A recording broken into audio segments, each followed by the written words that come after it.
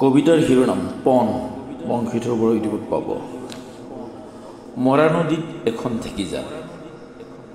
ঢেঁকীজালৰ খুঁটিত এটা বৰণীয়া মাছ ৰখা। হাঁহবোৰে সাঁতুৰি মাছৰ সন্ধান কৰিছে। দৈত জাল পেলাইছে মানুহ দুজনে। আকন গছৰ পাত কপাই বতাহ বলিছে। বতাহত স্থিৰ মাছ ৰখা।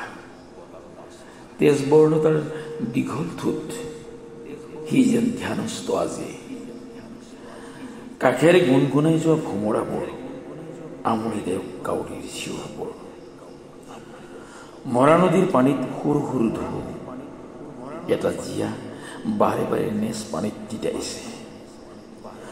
ময়ো ৰুই আছো ধ্যানস্থ মাছ ৰখাৰ সময় জুখিবলৈ। পাতল নীল বৰণীয়া পাখিবোৰ কঁপিছে তাৰ।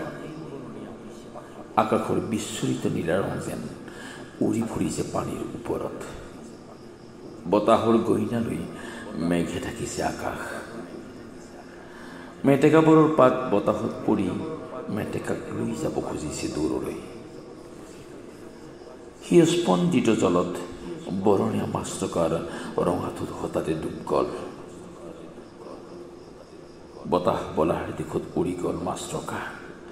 ঠোঁটত চট ফটাই থকা এটা জীয়া কোকিলা।